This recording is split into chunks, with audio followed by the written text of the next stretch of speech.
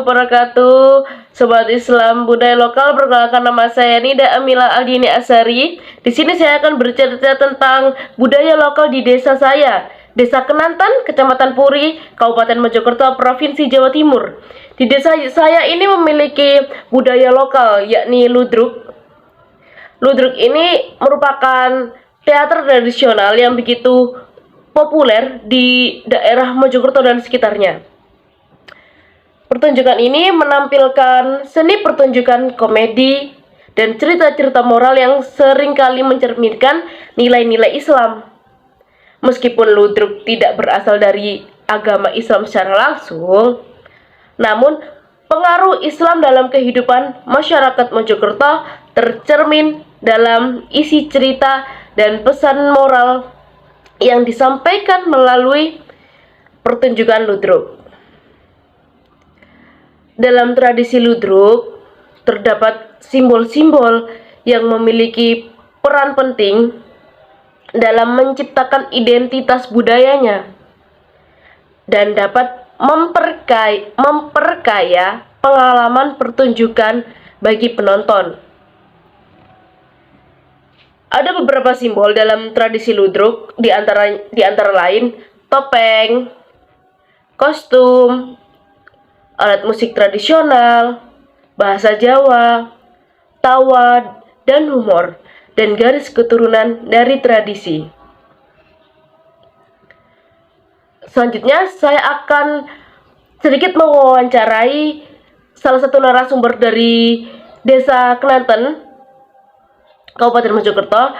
Saya akan berbincang sedikit dan bertanya-tanya tentang tokoh-tokohnya, maknanya, atau manifestasinya lah ya. Langsung aja kita menuju ke narasumbernya. Saya sudah berada di Desa Kenanten dan saya sudah bertemu dengan Bapak siapa ini? Pak Husain Azhari. Saya boleh berbincang sedikit tentang tradisi ludruk yang ada di Mojokerto ini? Bisa. Apa saja tokoh-tokoh yang memerankan tradisi ludruk ini kalau boleh tahu Bapak? Tokoh yang memerankan tradisi ludruk ini sangat beragam. Dimulai dari dalang atau sutradara. Tugas dari dalang bertanggung jawab atas pemeranan tokoh-tokoh dalam cerita, mengarahkan pertunjukan, dan memainkan berbagai peran di panggung. Kedua, ada pemeran komedian yang bertugas untuk menghibur penonton dengan lelucon, candaan, dan lawakan. Ketiga, ada juru musik atau pengiring musik yang bertanggung jawab untuk memainkan alat musik selama pertunjukan ludruk. Mereka menggunakan instrumen tradisional seperti gamelan, kendang, dan gendang. Keempat, ada tokoh utama yang merupakan seorang pahlawan atau tokoh yang berkuasa menghadapi konflik atau tantangan. Dalam cerita, dia sering dijadikan fokus utama pertunjukan dan memiliki peran yang penting dalam alur cerita. Kelima, ada tokoh pembantu, biasanya berperan sebagai teman, sahabat, musuh, atau anggota keluarga. Terakhir, ada tokoh antagonis. Nah, tokoh antagonis ini ya, dan tokoh lucu. Tokoh antagonis memiliki sifat jahat dan tokoh lucu memiliki sifat humor.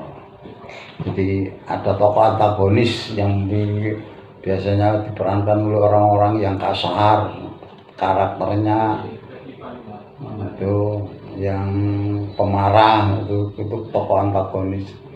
Kalau tokoh-tokoh lucu itu biasanya diperankan oleh orang-orang yang humoris. Seperti kalau di ludruk itu ada pelawak. Itu di pelawak. Kalau di wayang kulit. Nah, wayang kulit itu ada istilahnya itu kalau di wayang kulit itu limbuan. Nah, itu nanti tokoh-tokoh yang lucu seperti tokoh-tokoh Ponokawan yang ada di wayang kulit itu seperti Petro, Bagong, Gareng, itu namanya limbuan. Itu yang baik. Itu ya ceritanya biasanya lucu-lucu, ada kritik-kritik sosial, ada apa petua-petua itu ada kritik sosial, terus ada semacam apa ya itu namanya memerankan tokoh-tokoh yang populer pada zamannya, walaupun itu dalam bentuk lelucon biasanya itu di wayang kulit namanya limbuan. Sudah.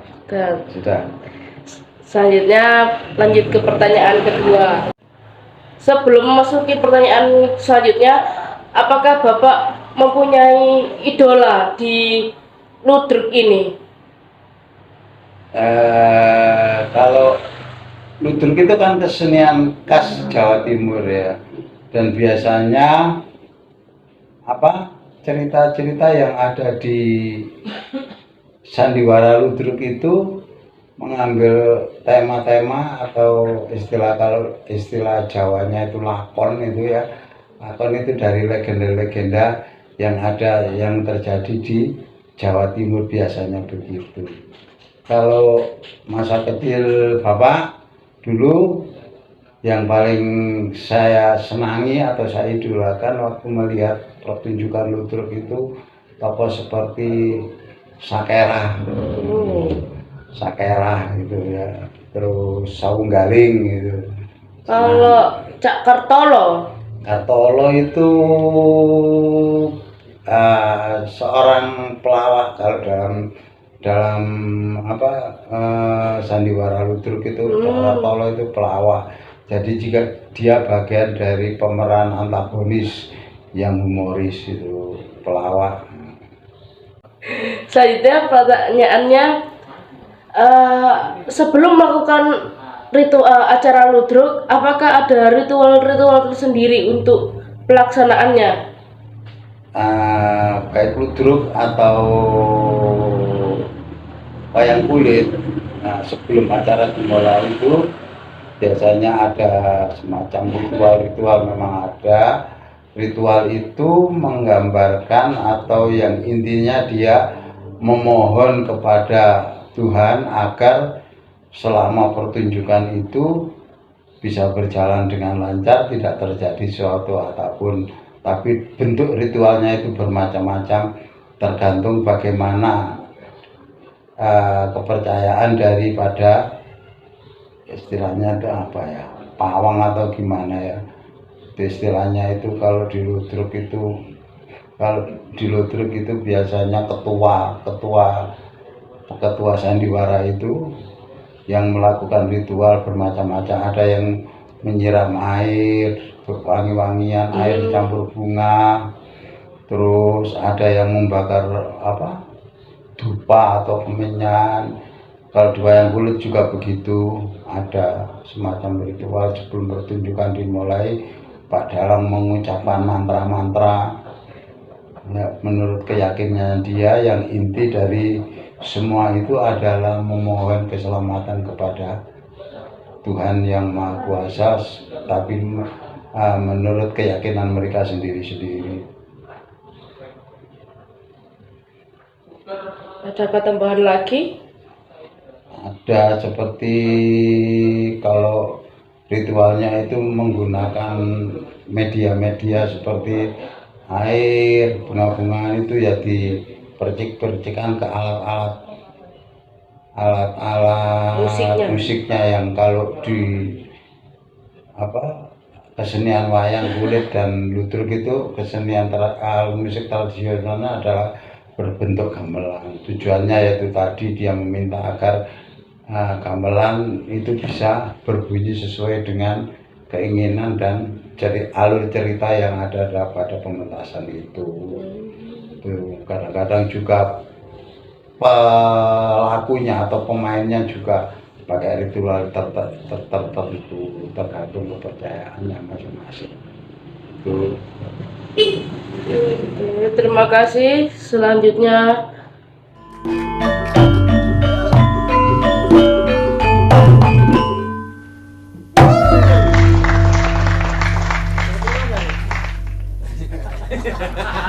Ayo Pak. Metu cewek no beteng-beteng, tak parani kok grenang-greneng.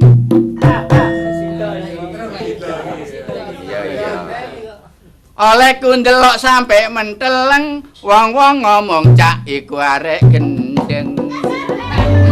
Pancen enak dadi wong bujang, merono mrene kano sing larang. Awan bengi aku mesti kalenceran, sing tak tuju no tempat hiburan. No tempat hiburan arek wedok ayu-ayu, anane ayu kenek sinare lampu. Ana arek wedok ayu aku diceceri, suwe-suwe aku dirayu. Arek wedok mripate ngelere, sakku montol-montol dikira duwe.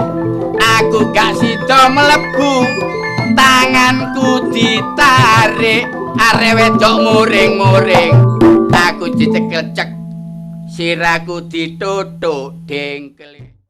kemudian pertanyaannya ada, apakah di tradisi ludruk ini mempunyai makna-makna tersendiri? Ya, gitu. Untuk